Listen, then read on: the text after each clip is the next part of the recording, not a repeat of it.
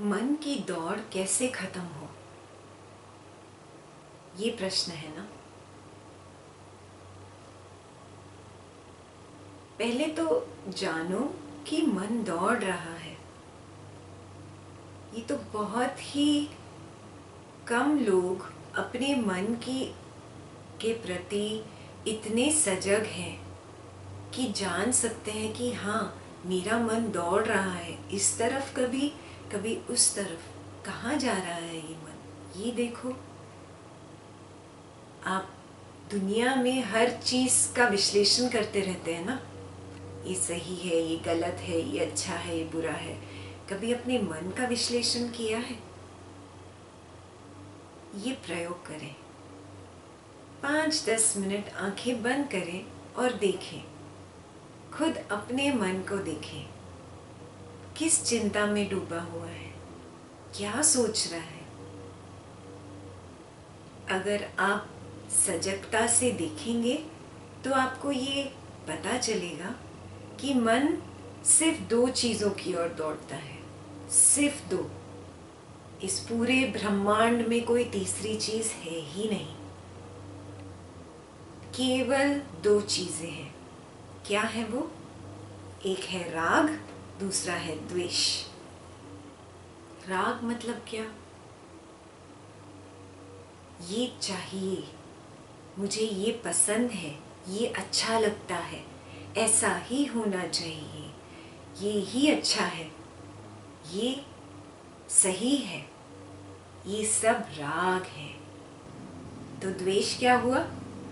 ये गलत इंसान है, ये चीज़ गलत है, ये विचार गलत है, ये तरीका गलत है, ये सही नहीं है, मुझे ये नहीं चाहिए, मुझे ये नहीं देखना है, ऐसा नहीं होना चाहिए। ये सब द्वेष है। मन केवल राग या द्वेष, इन 2 चीज़ों में ही फंसा रहता है, कोई तीसरी चीज़ नहीं है। अपने मन को ध्यान से देखें, विश्लेषण करें। इस वक्त आपका मन क्या कह रहा है? आपका मन यही कह रहा है ना, हाँ हाँ ये सही है, नहीं नहीं ऐसा सही नहीं है, ओ ऐसा लोगों के साथ होता होगा पर मेरे साथ ऐसा नहीं है। या तो वो राग में है या वो द्वेष में है। अपने मन को पूरी तरह टटोलो, एक पूरा दिन रखो एक्सपेरिमेंट करने के लिए। संडे ही सही, सुबह सुबह संडे को उठो और देखो मन कैसा है। राग द्वेष में फंसा है? हाँ, राग द्वेष में फंसा है। नाश्ता करते समय भी मन को देखो। हाँ, संडे को आराम कर रहे हो, बस फैमिली के साथ बैठे हो, बातें कर रहे हो, देखो मन क्या बोल रहा है। बातें भी आपकी वही तो होती है जो मन में होता है। अगर आपकी बातें सिर्फ राग राग राग की हैं, इसे पाना उसे पाना, यही करना यही सही है, मन राग में फंसा है।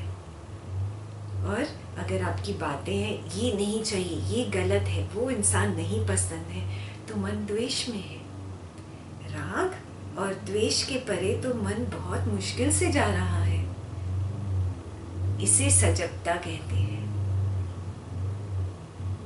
करोड़ों लोग जिंदगी ऐसे ही व्यतीत कर देते हैं, बिना अपने मन को टटोले, बिना अपने मन को जाने, बिना ये समझे कि मेरा मन केवल राग और द्वेष में ही फंसा हुआ है।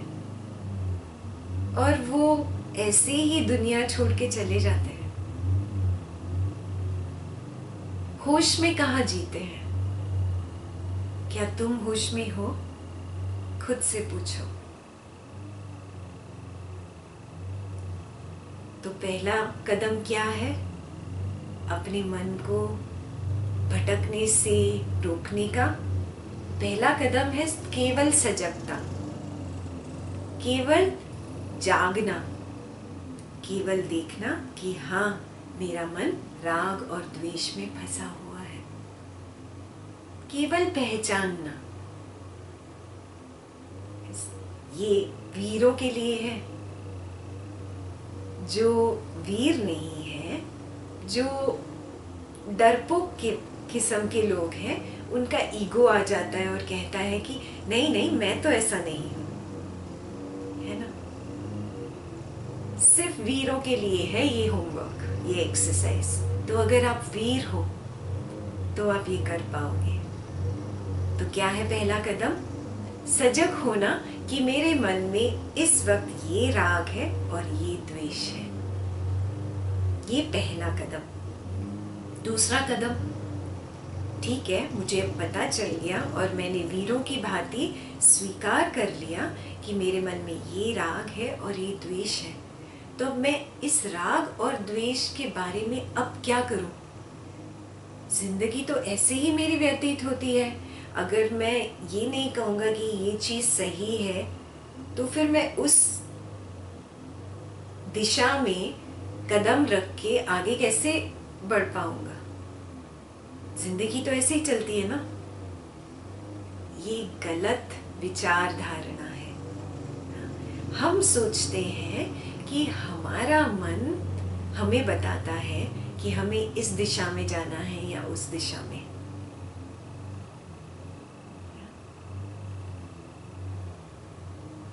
भगवान कृष्ण ने कहा है गीता में, तू कर्म कर, फल की इच्छा मत कर। इसका मतलब क्या? जो भी कर्म मेरे सामने आया इस वक्त, मैं बस वो करूं स्पॉन्टेनियसली। स्पॉन्टेनियसली मतलब एकदम नेचुरली, सजगता के साथ। हाँ? जब आप सजग होके कुछ कर्म करते हो, उसमें राग और द्वेष नहीं होता, तो ही वो कर्म सही कर्म होता है। बिना कर्म फल की इच्छा के साथ जो कर्म किया जाए उसे अकर्म कहते हैं। हाँ? तो अब समझे अकर्म कैसे करना है। हर चीज तो मेरी कर्म फल की इच्छा के अनुसार ही होती है। मैं ऐसे सोचता हूँ कि अरे मुझे ये मिलेगा, तभी तो मैं वो कर्म करता हूँ। यही इसी बात को भगवान श्री कृष्ण ने कहा है कि ये लालच है। अगर आप लालच से कोई भी कर्म करते हो, प्रेम की ही लालच क्यों ना हो, मेरे पति या मेरी वाइफ मुझे प्रेम करे, मेरे बच्चे मुझे प्रेम करें, तो आपने कोई कर्म नहीं किया, ये तो बिजनेस हो गया। आपने एक कर्म कलेक्ट कर लिया अपनी कर्मा बैग में, आपको ये चुकाना पड़ेगा आगे। तो वो कर्म को अकर्म बनाना है, ये कौशल लाना है। तो ये कैसे हो, ये कैसे संभव हो, ये प्रश्न है ना। इसके बारे में थोड़ा विचार करें। जब मैं सजगता से कोई कर्म करती हूँ या करता हूँ, तो वो कर्म अकर्म होता है। इसका मतलब क्या? एक उदाहरण, आप रास्ते से जा रहे हो, एक छोटा बच्चा खेल रहा है और आप देखते हो कि अब वो बस गिरने ही वाला है। एकदम से आपके मन में कोई विचार नहीं आ रहा है, कोई राग या द्वेष नहीं आ रहा है कि ओ मुझे बच्चा पसंद है या नहीं पसंद है, इसने ये किया था और इसने वो किया था, ऐसा कोई विचार नहीं आता। आपको एकदम क्या होता है कि उस बच्चे को बचाओ, गिर जाएगा, है ना। इसे कहते हैं सजग होके क्रिया करना। कोई भी कर्म, पलके झपकाना भी तो एक क्रिया ही है, एक कर्म ही है। सांस अंदर लेना, बाहर छोड़ना, ये भी एक क्रिया है। आप मुझे अभी सुन रहे हो, ये भी एक क्रिया है। आप कोई विचार कर रहे हो, ये भी एक क्रिया है। किसी से बात करोगे इसके बाद, ये भी एक क्रिया है। समझ में आ रही है बात, क्रिया क्या है या कर्म क्या है। हर एक विचार या हर एक एक्शन जो मैं करता हूँ वो कर्म होता है। अब ये कर्म अकर्म कैसे बनाऊं? सिंपल है, राग और द्वेष को परे करें। जैसे कोई राग या द्वेष आए मन में, उसे देखे देखे वो अपने आप चला जाएगा। क्योंकि हम जिंदगी बेहोशी में जीते हैं ना, इसलिए हमें पता भी नहीं चलता कि मन में ये राग है और ये द्वेष है, और मैं इस राग या द्वेष के अनुसार ही क्रिया कर रहा हूँ या कर रही हूँ। होश में कहाँ जी रहे हो? बेहोश हो, जागो। आपकी तो आंखें खुली हैं फिर भी बेहोशी में चल रहे हो। क्या फायदा ऐसे जीवन का? सिर्फ बार बार आना पड़ेगा शरीर में ऐसे। जब तक सजगता से जीना नहीं सीखोगे, बार बार इस शरीर में आना पड़ेगा। बार बार ये मन चिंताओं से घिरा होगा, क्योंकि मन फंसा है राग और द्वेष में। तो पहला कदम सजगता लाओ कि मन में राग और द्वेष है। दूसरा कदम, थोड़े होश में आ जाओ। होश से हर क्रिया करो। होश मतलब राग और द्वेष से नहीं, सजग होगे इस क्षण में मुझे क्या करना चाहिए। जो सही है वही होगा आपसे। अपने स्वभाव से करो, स्वभावतः अपने स्वभाव से ही कर्म करो। राग द्वेष को त्याग के राग द्वेष से कर्म करोगे तो पुनर्जन्म लेना पड़ेगा, फिर आना पड़ेगा, फिर यही करना पड़ेगा। वही आपको बार बार हर जन्म में, जब तक आप निपुण नहीं होते। तो जल्दी करो, कितनी बार वही करना है, वही गलतियां, वही गुस्सा, वही जेलसी, वही जलन, वही लालच, और कितना करना है। बस अब थोड़े बड़े हो जाओ, होश में आ जाओ। ये है सेकंड स्टेप, दूसरा कदम। तो तीसरा क्या है? चलो, मैंने राग द्वेष को पहचाना, मेरे मन में है। दूसरा, मैं सजगता से काम कर रहा हूँ या कर रही हूँ, राग द्वेष से काम नहीं कर रहा हूँ। राग द्वेष को छोड़ के जो भी क्रिया करनी है वो करता हूँ, जो इस क्षण में मुझे करनी चाहिए, सही है। होश से जी रहा हूँ। तीसरा कदम क्या है? तीसरा कदम है ये जानना कि मन का स्वभाव क्या है। मन का स्वभाव है कि वो एक बिन पेंदे का लोटा है। बिन पेंदे का लोटा समझते हैं आप? एक लोटा जिसको नीचे बॉटम नहीं हो, हाँ, ऊपर से भी वो खुला है, नीचे से भी खुला है। एक बिन पेंदे के लोटे में मैं कितना भी डालूं, क्या वो कभी भी तृप्त हो सकेगा? क्या वो कभी भी भर पाएगा? नहीं ना। ये जाने कि मन का स्वभाव है कि वो कभी भी तृप्त नहीं होगा। आप कितने भी पैसे वाले क्यों ना हो जाओ, टाटा अंबानी क्यों ना हो जाओ, कभी भी मन नहीं भरेगा। आप कितने ही मशहूर क्यों ना हो जाओ, आप शाहरुख खान या सलमान खान क्यों ना हो जाओ, फिर भी मन नहीं भरेगा। आप कितने भी कपड़े खरीद लो, पूरा घर कपड़ों से भर दो, जूतों से भर दो, बैग से भर दो, जो भी वो चीज़ें हैं जिसके लिए आपका मन भागता है, जहाँ उसका राग है, कितना भी भर दो अपने घर को, आपका मन नहीं भरेगा, तृप्त नहीं होगा। कितनी भी गाड़ियाँ खरीद लो, एक नहीं 10 मर्सिडीज खरीद लो, फिर भी मन तृप्त नहीं होगा। क्यों? क्योंकि ये मन का स्वभाव है, वो एक बिन पेंदे का लोटा है, वो कभी नहीं भरने वाला। ये जानो, ये एक बुद्धिमान का लक्षण है। सबके बस की बात नहीं है, सब नहीं समझ पाएंगे इस बात को।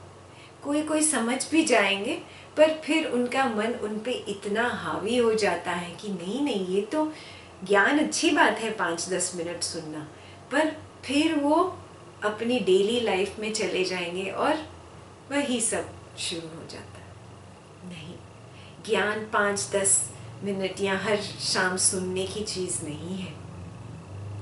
ज्ञान अमल करने की चीज़ है। जब तक आप अमल नहीं कर रहे हो, आप यहाँ आके अपना टाइम वेस्ट कर रहे हो। क्यों गवा रहे हो? उससे अच्छा तो जाओ झगड़ा कर लो अपने पति से या पत्नी से या अपने नेबर से ही, पड़ोसी से ही जाके झगड़ा कर लो, कुछ तो मिलेगा। ये आप टाइम वेस्ट कर रहे हो यहाँ आके ये बातें सुन के। जब अमल नहीं करना है तो आना ही क्यों? समझ में आ रही है बात? हम कॉरपोरेट, बड़ी बड़ी कंपनीज में कॉरपोरेट कोर्सेज सिखाते हैं। लाखों रुपए दे के लोग ये चीज़ें सीखते हैं और फिर उन्हें अमल करते हैं अपने काम में, धीरे धीरे अपनी ज़िंदगी में भी करने लगते हैं। ज्ञान क्योंकि इस भारत देश में फ्री में मिलता है तो हमें ज्ञान की कोई वैल्यू नहीं रही है। ये जानो, मन ज्ञान से भी भरने को तैयार नहीं है। बिन पेंदे का लोटा है ना, समझ रहे हैं आप? इस बात को, इस बारे में थोड़ा सा विचार करें। मन का ये स्वभाव है, सिर्फ मेरे मन का नहीं, सिर्फ आपके मन का नहीं, सबके मन का स्वभाव है। जैसे ऋतुओं का स्वभाव होता है, कुछ महीने गर्मी होती है, कुछ महीने सर्दी होती है, वो स्वभावतः चलता है। वैसे ही मन का एक स्वभाव है। तो ये है तीसरा कदम, ये जानना कि मन का स्वभाव क्या है। मन का स्वभाव है कि वो बिन पेंदे का एक लोटा है जो कभी तृप्त नहीं हो सकता, कभी नहीं तृप्त होने वाला। ये है तीसरा स्टेप। चौथा स्टेप ये याद रखना है कि मैं मन नहीं हूं। मन केवल एक औजार है। एक उदाहरण देती हूँ। आपके घर में हथौड़ा है।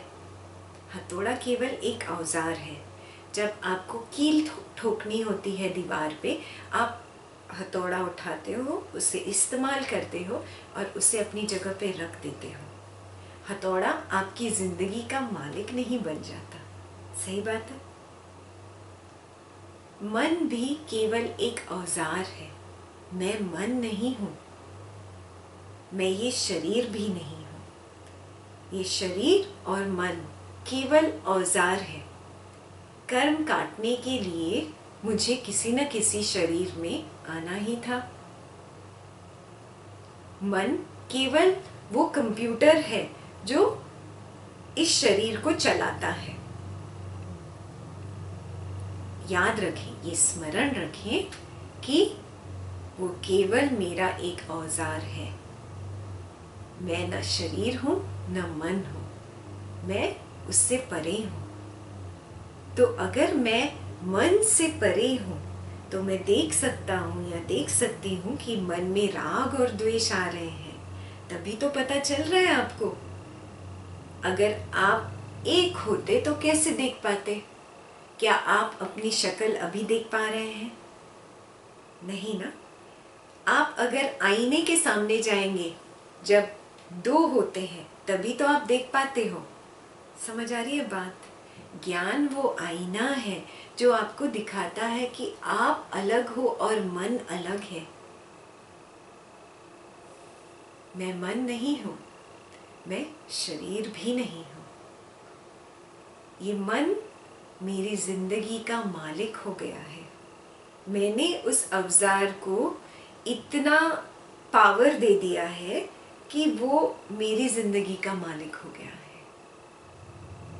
इस मन को शांत किया जा सकता है क्योंकि ये मुझसे अलग है, तो मैं इसे ट्रेन कर सकता हूँ। जैसे एक छोटा बच्चा आपसे अलग है ना, आप उस बच्चे को ट्रेन कर पाते हो कि नहीं? आपने अपने बच्चों को ट्रेन किया है कि नहीं? बचपन से, जब से छोटे थे, ब्रश करना सिखाना, चलना सिखाना, सही बोलना सिखाना, कितनी चीज़ों में ट्रेन किया है कि नहीं? मन एक छोटा बच्चा ही तो है, उसे आप ट्रेन करना शुरू कीजिए। और ये स्टेप 1, 2, 3 ये ट्रेनिंग ही तो है। हाँ, चौथी सबसे इम्पोर्टेंट बात यही है कि आप ये याद रखें कि मन मैं नहीं हूँ, मैं ये शरीर भी नहीं हूँ। अपने आप को मन और शरीर से अलग करके इस मन को ट्रेन करें। कैसे? फिर से स्टेप 1, राग और द्वेष को पहचाने। स्टेप नंबर 2, ये जाने कि राग और द्वेष से जो भी कर्म करूँगा मुझे पुनः पुनः वापस आना पड़ेगा, इसलिए उस कर्म को अकर्म बनाना है। और वो कैसे? सजगता पूर्वक अपने स्वभाव से करें वो काम, राग और द्वेष से नहीं। राग और द्वेष से कैसे होता है काम? ओ, मुझे ये चीज़ पसंद है तो मैं इसके पीछे पीछे भागूंगा, ये है राग। चाहे वो पैसे हो, चाहे वो सुंदर लड़की हो या लड़का हो, चाहे वो नाम हो, शोहरत हो, चाहे वो दुनिया में इज्जत हो, अगर आप उसके पीछे भाग रहे हो तो आप राग में फंसे हुए हो। और द्वेष क्या है? ओ, ये चीज़ पसंद नहीं है, ये इंसान पसंद नहीं है, ये परिस्थिति पसंद नहीं है, इन चीज़ों से मैं दूर भागती हूँ, इसे द्वेष कहते हैं। इसे पहचाने। सिर्फ राग और द्वेष ही आपकी चिंता के कारण है। राग और द्वेष ही वो कारण है जिसकी वजह से आपका मन भाग रहा है। मन केवल तब शांत होगा जब आप इससे पहचानेंगे और इनका त्याग करेंगे, तभी आपका ध्यान बहुत ही शांत होगा। तो इसे आप होमवर्क माने, इस हफ्ते का ये होमवर्क। ठीक है, फिर मिलेंगे। जय गुरुदेव।